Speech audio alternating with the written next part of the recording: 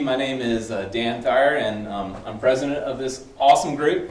And we've grown to 866 people, and at the beginning of the year we were somewhere around 500, so we almost doubled this year. And I think it's been really cool that like almost every day we add a person to the group, and it's because of really neat events like the Nordic Hack event, and we get hands-on and we get dirty a lot. Not really dirty, we're clean, but we get hands-on. Whoops. Okay. So the reason why this group is awesome is this board, and it's kind of like open source, where there's a lot of people who contribute, and they do a lot of really amazing things. And Graham, yeah, he's in the back. He does the facilities and he organizes the food. It's so nice to just show up and the food's here. And also all the connectivity and everything like that. And Rob, he's the hands-on lab coordinator, and we've done at least like 6 hands-on labs so far this year, so he stays really busy. And Joseph is streaming, and he's like the everything guy. He streams, he makes signs, like anything you need done, he's the guy who gets it done fast. And Mike is our swag coordinator, and like this group has amazing swag, better than any other group I know of. And it's because Mike got a relationship with Hackster that just has been amazing with giving us swag. And then people like Nordic and others are giving us swag too, but it's just like, what an awesome group this is. And Jennifer does the media, and she sends newsletters, and she's got everything running on a Raspberry Pi for a server that like integrates Slack with different things. So it's pretty cool. We're going to have to get her to do a talk on it at some point. And do you guys know we have a YouTube channel? So that's what Joseph is doing now. He's streaming this live. And if you can't make a meeting, you can still be there virtually. You can watch it all live. And you can also go back and then watch like it over and over and over again. So please join our channel. And subscribe, so we'll actually get our address. Oh, how many people do we need? We need 100 total. Okay, so we need everyone to subscribe. When we get 100 people, then we get a nice URL. So even if you aren't going to watch a video, go ahead and subscribe. And if you want to be on Slack, go to Meetup, and on your profile page you can enter your email address. And if you still get overlooked, then send a message to me on Meetup with your email address in it, and we will add you to Slack. And Slack's a great place for us to talk. We have different channels to talk on different topics. We set one up after the last meeting on machine learning, and but if there's any channels you guys want us to set up, we can set them all up, and they're great. And also on the Meetup profile page, if you enter in your Twitter handle, then we can follow you. And if you do something awesome, then we'll try to tweet it, which a lot of people in this room are doing some really awesome things, so do that. Next month is going to be fun. It's another hack event, and Charles Lord is going to be doing it, and he's going to do Lua with the ESP8266, which is a really cool microcontroller because it's dirt cheap. It's like $2 to $4, or you can spend a little bit more and get one reliable. But yeah, it runs Arduino, the wiring language, and it runs Lua scripting. And so our hack event's going to be on Lua, and so that'll be a lot of fun. And I left this in for Halloween because I had a blast with the Alexa on Halloween using some swag from the group, where there's a fire-breathing monster that you speak to Alexa and she spits fire out. Whoops. And talking to Particle, who's also given us swag, and the group's gotten tons of swag from Particle, and we've bought some. But the clouds talk to each other, send a message to the photon. And since Halloween is past, there's a good Christmas slide. And I just did this last weekend. You see those balls in the air? Those are controlled with a photon. And what's really cool is we've had really crappy weather. And but I've been in the house coding them over Wi-Fi to get it to do little light patterns and things like that. So over-the-air updates is something that's so nice, because that's probably 40 or 50 feet up in the tree, and you wouldn't want to have to climb it to reprogram it. That's really cool. The Riot group had a Riot Ed meeting today, and the Ed meetings are for like learning. I think it was a whole day of learning, so we missed that today, but at least you're at this meeting. And there's also a meeting on security on January 24th from 6 to 9, and you can go to the meetup site and register for that. And they usually get like many hundreds of people to come to a meeting. So I'll be driving up for that. If you guys want to do a carpool or something, let me know. There's a meeting up in Fort Lauderdale, but it costs a little bit of money, but they have like a day of really cool IoT learning. And if you put in that promo code for Riot, then it's half off. That sounds like a cool meeting. And if you guys don't know it, Charlotte IoT is a chapter of the Riot group.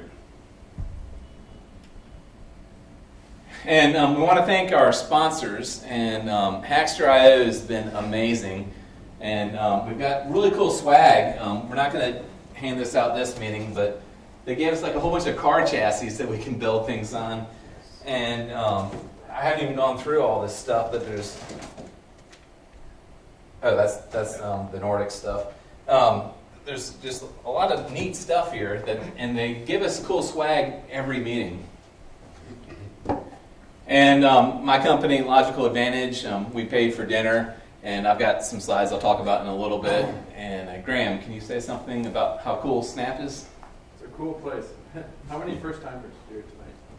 Okay, good. So Snap, we are a manufacturer and distributor of audio-video equipment, and we started an IoT platform called Oversee about 2.5 years ago, and we have we just passed 500,000 connected devices and 70,000 or so homes. So we're continuing to expand that. We've got about a team of about 20 programmers or so that are working on it. So Dan and I have been doing this now for a couple of years, right? Yeah. So it's been a joy. So welcome to all of you for our first time. Yeah, so we used to hold this at our meeting, at our office, and it was just tiny and for the conference room, and it's so nice having it here at Snap. This is a great facility. It's great for these hack events, and Snap's just really been great. A little bit about Logical Advantage. I'm one of the co-founders of the company, back from 2003, and we do outsourced projects, a lot of web projects, IoT projects, a lot of mobile projects. And we've hired some people from this group. Patrick and Pon are here from this group. And so if you come to this group, then we like you already. But and we're always hiring too. And right now we're looking for project managers, and we're looking for a senior developer, a web developer. So come talk to me during the meeting or after the meeting if you're looking. And here are some IoT projects we've done. One of them is around racing, measuring wind and speed. One around medical carts. And I usually wear a tweet shirt that if you tweet me or the company, it lights up. But I kind of broke and haven't fixed. I've got 5 of the shirts, and they're all in like disc repair right now. But and then Hackster, we're the silicon level of Hackster, which means not only do we get like really cool swag, they give us $200 a month to buy more swag. We're supposed to buy like dinner and things like that with it, but since we got other sponsors for dinner, we get more swag. And Mike Balt's Raspberry Pi 3s. You got some four Raspberry Pi 3s and 4 noob cards to go with them, 8 gigs. So nice. Yeah. So yeah, it's like really cool that we get that free money to get more fun stuff. And I meant to win one of those pies before the meeting, but I'm doing a project that's a machine learning project on one of the pies, and I'd rather do it on a Pi 3. So tonight I want to thank Nordic, and these guys are awesome. Clay came down from Atlanta, and Scott came down, from Tampa. And what's that? Up. Yeah, up, down. I always get confused, like I'm pushing the wrong button on this controller. But I'll let them introduce themselves. But we really appreciate you guys doing this meeting tonight, and I'm really stoked to have these awesome dev kits, and thank you guys. Yeah, sure. Yeah, thanks, Dan. Thanks for being here. I like to walk around a lot, so hopefully that won't throw you off too much. Thank you all for being here. Appreciate you coming out. How many of you all are familiar with Nordic? So I'm gonna do most of you. I'll do a little bit of a Nordic overview here for a few minutes, and then turn it over to Scott, who's our field applications engineer here, who will walk you through a couple of the more technical, detailed things we want to talk about, and then get to the meat of the evening with the board. We do have development kits. We'll explain what those are later on, that we'll pass out when we get to that point. At some point, I'm going to pass around a sheet for you to write your name and email address on, so I can send you cool Nordic info. And you'll notice on your desks are a couple things. One is my business card with contact info. It does say California. I don't live in California. I live in Atlanta. There's a product brief for the part that we'll be talking about tonight, the NRF-52c.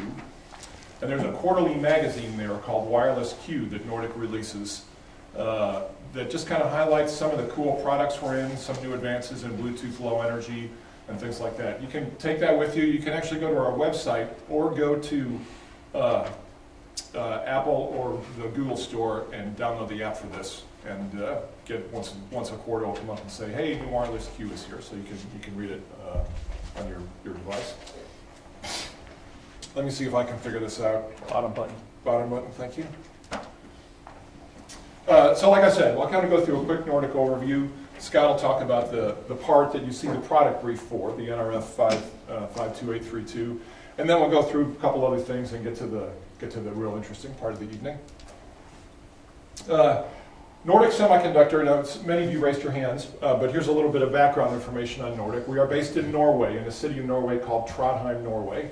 Trondheim is the third biggest city in Norway. It's a university town, so it's sort of a tech center. In fact, a couple other wireless companies that have been acquired by big chip companies came out of that same region. So it's sort of a wireless center of excellence in that region of the world. Nordic started in 1983. We've always focused on ultra-low power wireless chips. Through a lot of our history, the work we've done has used proprietary protocols, mainly because typically the best way to get ultra-low power wireless is with proprietary protocols. So through a lot of that initial history from 1983 through the early 2000s was a lot of proprietary stuff. We went public on the Norwegian Stock Exchange in 1996, so we are traded, maybe not on the one you're all familiar with, but we are traded on a stock exchange. Nordic hit $193 million in revenue in 2015. The year before that, we were $160 million, which was important because that equaled about 1 billion Norwegian kroners. So we had a big party because we hit 1 billion Norwegian kroners in revenue.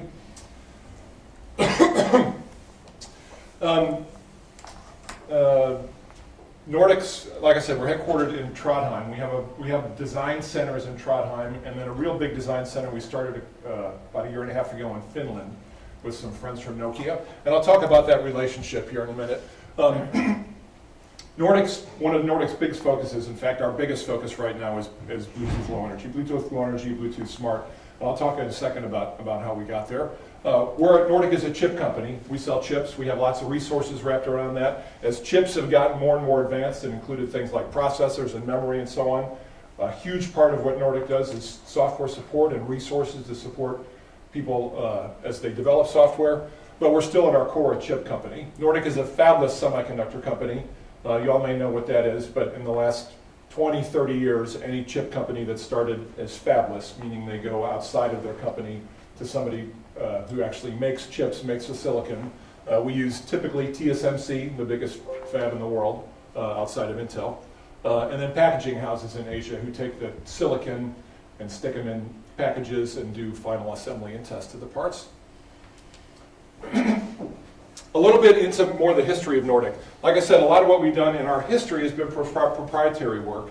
In the early 2000s, when 2.4 gigahertz became a more prevalent unlicensed band, Nordic released some chips that we call our NRF-24 series, 24 for 2.4 gigahertz, that have a proprietary 2.4 gigahertz protocol in them. Again, focused on ultra low power. These chips found their way into lots of wireless mice and keyboards, and for the last 15 or so years, if you take apart a wireless mouse or keyboard, you're probably going to find one of those NRF-24 chips. Because Nordic had kind of a big bump in growth from that, our friends from over in Finland, Nokia, came to us and said, would you guys work with us to develop an ultra low power version of Bluetooth? So low power, lower overhead, lower cost version of Bluetooth that could proliferate through a whole lot more applications than just audio. So we worked with Nokia to develop a protocol that at the time was called Wibree, W-I-B-R-E-E, and was eventually adopted by the Bluetooth Special Interest Group as the standard we call today Bluetooth Low Energy or Bluetooth Smart. So Nordic was actually an inventor of Bluetooth Low Energy. As a result of that, Nordic had the first, industry's first BLE transceiver, which is our NRF-8000 series. And then in 2012, we released the industry's first SoC that supported Bluetooth Low Energy, system on chip. So that's where it had included the radio transceiver, a processor, some flash, some RAM, some power management. The processor in that particular chip was a Cortex M0. And it's interesting talking to some folks from Nordic who were at Nordic at that time, who say we put a lot into that. That was kind of a shift for Nordic, where we developed a lot of the software capabilities and the whole system on chip capabilities. And we were concerned that for Bluetooth Low Energy, maybe the industry didn't really need something as powerful as a Cortex M0, and maybe the industry didn't need 256K of flash. Well, it turned out the opposite was true. The part went wild. Lots of folks used it. So much so that we found that that part was sitting next to, in a lot of cases, a more powerful processor, like in a Fitbit, for example. So last year, when we launched the follow-on series, the follow-on family for that chip, that SoC, the NRF-52, we included a more powerful processor, more RAM, more flash. So you can see here just kind of a quick summary of these two chips. Cortex, the NRF-51 uses a Cortex M0 that runs at 16 megahertz, up to 256K of flash, 32K of RAM. It's got some security features in it, supports Bluetooth Low Energy. It also supports something called ANT, if you're familiar with that. It's another 2.4 gigahertz standard that's very similar to BLE. And it supports our proprietary protocols. And it actually will support any of those or any combination of those. So on our chip, you can run those simultaneously. Some other bells and whistles in there as well. The NRF-52, you see, has a more powerful processor, a Cortex M4F, that runs at 64 megahertz. Double the flash and RAM. Again, security, again, supports the same protocols.